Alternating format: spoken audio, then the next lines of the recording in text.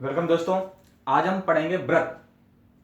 देखिए, मेंसुरेशन और ज्योमेट्री में इसका बहुत ही ज़्यादा महत्व है। ऐसे ही हम आज से ज्योमेट्री और मेंसुरेशन को यहाँ पर लेकर आऊँगा। तो सबसे पहले मैं स्टार्ट करता हूँ सर्किल से। ठीक है, तो देखिए सर्किल को हम दो तरह से पढ़ते हैं। एक आपका होता है मेंसुरेशन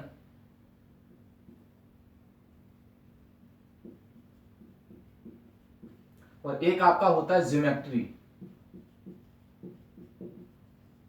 ठीक है, तो मेंसुरेशन को हम लोग बाद में पढ़ेंगे। आज हम पढ़ते हैं ज्योमेट्री। ठीक है, तो ज्योमेट्री के बेसिस पर हम पढ़ेंगे सर्किल क्या होता है, उसकी क्या क्या प्रॉपर्टीज होती है, उसमें क्या क्या आपका शामिल होगा। ठीक है, तो मेंसुरेशन को भी पढ़ेंगे। पहले हम पढ़ते हैं ज्योमेट्री को। ठीक है,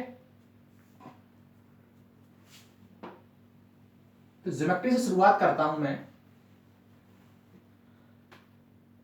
मेंसुरेशन को हिंदी बोलते हैं क्षेत्रमिति और ज्योमेट्री बोलते हैं ज्यामिति। ठीक है, तो चलिए ज्योमेट्री से मैं यहां से शुरुआत करता हूं। तो ये आपका क्या है, एक सर्किल है। सर्किल में क्या होता है, एक आपका यहां पर सेंटर होता है जिसे हम बोलते हैं केंद्रक या केंद्र। ठीक है, ये आपका सेंटर है। सेंटर मैंने ओ मान लिया। सेंटर से और जो आपका ये सर्किल की जो आउटर लाइन है उसको जब स्पर्श करती है तो ये इस छोटी सी लाइन को हम बोलते हैं क्या, रेडियस। क्या बोलते हैं, रेडियस। जैसे हिंदी में हम लोग बोलते हैं त्रिज्या। ठीक है, तो सर्किल का सबसे महत्वपूर्ण पार्ट जो होता है वो क्या है, ये आपकी रेडियस। इसे हम शॉर्ट में आर कहते हैं।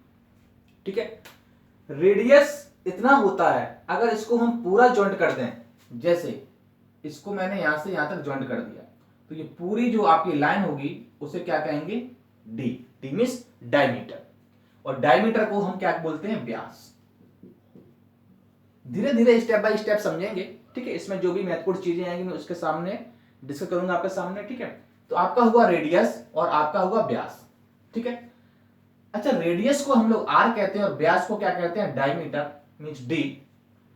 तो देखिए ये आर और ये आर और ये पूरा डी, तो आर और r, r plus r equal to क्या है आपका, डी है। तो आर प्लस आर क्या हो जाएगा, two r equal to d. तो मैंने यहां पर देखा डायमीटर को हम टू आर भी कह सकते हैं। व्यास बराबर टू त्रिज्या। ठीक है, और इसमें क्या होता है, देखिए ये जो आपकी आउटर लाइन है, ये पूरी जो आउटर लाइन है इसको हम बोलते हैं सरकमफ्रेंस यानी कि परिधि। क्या बोलते हैं, परिधि, सरकमफ्रेंस। ठीक है, और इसका फॉर्मूला क्या होता है, टू पाई आर। ये भी एक महत्वपूर्ण बात समझने वाली है। तो इसका यहां पर देखिए क्या क्या चीजें आपको मिली देखने के लिए, रेडियस। ठीक है, देखिए रेडियस आपकी सर्किल में जितनी भी रेडियस होंगी उसकी लेंथ हमेशा सेम होगी। ऐसा ही आपका डायमीटर में। ठीक है, तो परिधि आपकी हो गई टू पाई आर, रेडियस आपका हो गया, आपका व्यास हो गया। ठीक है, अच्छा इसमें एक फॉर्मूला आ रहा है परिधि का, टू पाई आर। तो पाई मींस क्या होता है, पाई की जनरली वैल्यू अगर हम देखें तो एंगल में आपका 180 डिग्री मापा जाता है, लेकिन यहां पर पाई की वैल्यू अलग है। परिधि में पाई की वैल्यू जो यहां पर आएगा फॉर्मूले में आएगी, पाई की वैल्यू कितनी होती है, 22/7। कहीं कहीं आपको ये मिलेगी कितनी, 3.14। इस चीज को ध्यान रखिएगा। और देखिए पाई जो आपका होता है वो परिधि और व्यास के अनुपात के ही, परिधि और व्यास के अनुपात को ही हम क्या कहते हैं, पाई कहते हैं। जरा देखिए परिधि क्या है, टू पाई आर, और व्यास क्या है, व्यास आपका होता है टू आर। देखिए व्यास क्या है, टू आर है, तो इसके ही अनुपात को टू आर में काट दूंगा तो आपका क्या बचा, पाई। तो परिधि और व्यास के अनुपात को ही हम क्या कहते हैं, पाई कहते हैं। तो ये आपको कुछ इसमें महत्वपूर्ण बातें आप लोग देखने को मिली। आप पूरा यहां पर देख सकते हैं, आप चाहो तो यहां पर स्क्रीनशॉट ले लीजिए, मैं यहां से हट जाता हूं। ठीक है, इतनी चीज आपको यहां पर समझने को मिली। अब देखते हैं इसमें और क्या क्या चीज होती है। देखिए सर्किल को आप बेसिक से समझिएगा, क्या त्रिज्या है, क्या रेडियस है, क्या आपका पॉइंट है, क्या सेंटर है, क्या आपका सर्कमफ्रेंस है। ठीक है, अभी एरिया की बात नहीं करेंगे क्योंकि एरिया आपका जाएगा किसमें, मेंसुरेशन में। इतना आपका यहां पर हो गया, मैं इसको हटा देता हूं। ठीक है, आप इसका स्क्रीनशॉट ले लीजिएगा।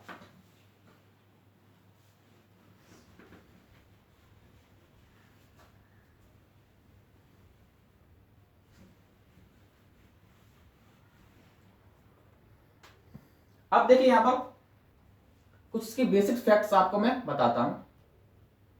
ये आपका सर्किल हो गया। सर्किल के बाद मैंने यहां पर क्या किया, यहां पर 2 पॉइंट ले लिए मैंने, यहां पर ले लिया ए और यहां ले लिया बी। अब मैं आपसे बोलूं कि मुझे ए से लेके बी तक कहीं जाना है, तो ए से बी तक आप कैसे जा सकते हो? एक तो आप ए से लेके बी तक इस लाइन से आप जा सकते हो जो आपकी आउटर लाइन है, एक आप ए से बी तक डायरेक्ट ऐसे जा सकते हो, एक आप ए से लेके बी तक ऐसे जा सकते हो। बात समझ में आ गई? मैं थोड़ा इसको ऊपर बनाता हूं,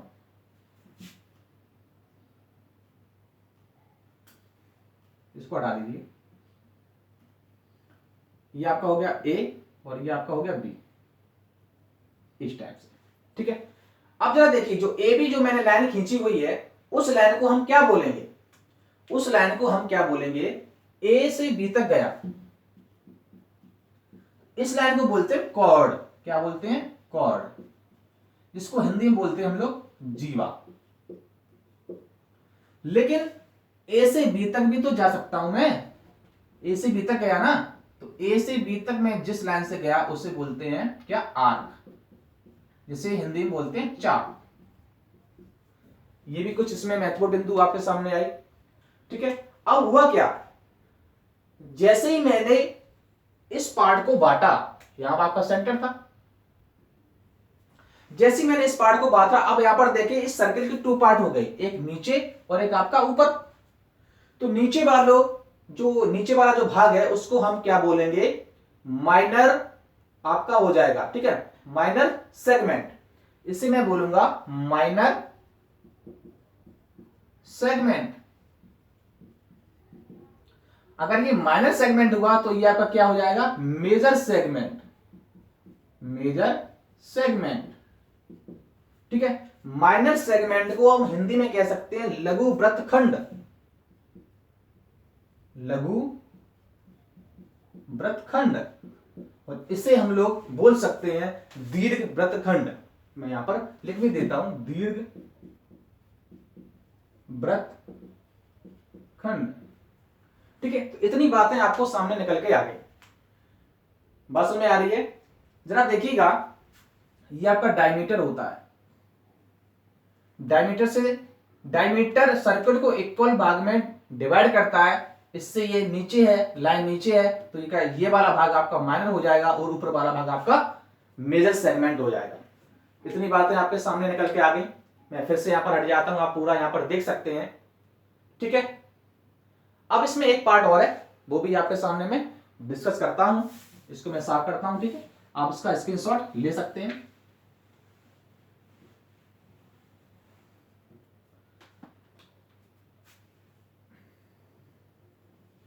ये सर्कल है, ये इसका सेंटर है, और जिस तरह से मैंने आपकी कॉर्ड अभी कॉर्नर बना के मैं यहां पर एक पॉइंट ए और पॉइंट बी डालता हूं फिर से।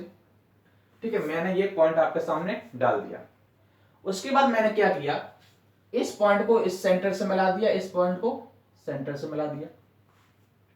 अब आप यहां पर देख रहे हैं ये कुछ भाग बनना है ये, और यहां पर एक एंगल बनेगा, मैं इसे थीटा मान लेता हूं। तो ये भाग क्या कहलाएगा और ये भाग क्या कहलाएगा, आप जरा बताइए। तो ये वाला आपका भाग है, ये पूरा, ये एक आपका सेक्टर कहलाएगा। क्या कहलाएगा? सेक्टर। जिस तरह से वहां माइनर था, इस तरह से यहां पर माइनस होगा, सॉरी माइनर सेक्टर, इसे हम बोलेंगे मेजर सेक्टर। Major sector. ठीक है, अगर ये एंगल थीटा है तो ये एंगल आपका क्या हो जाएगा? 360 माइनस थीटा। क्यों? अगर ये थीटा ये पूरा कंप्लीट एंगल होता है 360 का, तो 360 में थीटा माइनस कर देंगे तो आपका हो जाएगा 360 माइनस थीटा। ठीक है, तो ये दोनों एंगल हम यहां से निकाल सकते हैं। इसको हम लोग बोल सकते हैं वृत्तखंडीय कोण। ठीक है, ये आपका हो जाएगा। अगर आपका माइनस सेक्टर है तो थीटा की वैल्यू 180 से कम होगी, और अगर आपका थीटा की वैल्यू 180 से ज्यादा है तो ये आपका हो जाएगा मेजर, और ये आपका हो जाएगा माइनर। ठीक है, इतनी बातें मैंने आपके सामने शेयर की। अब मुझे यहाँ पर क्या क्या पढ़ना है उसको भी हम लोग यहाँ पर देख लेते हैं। ठीक है, तो मैं उसको जरा नोट डाउन कर देता हूं, उसके बाद आपको एक्सप्लेन करूंगा मैं।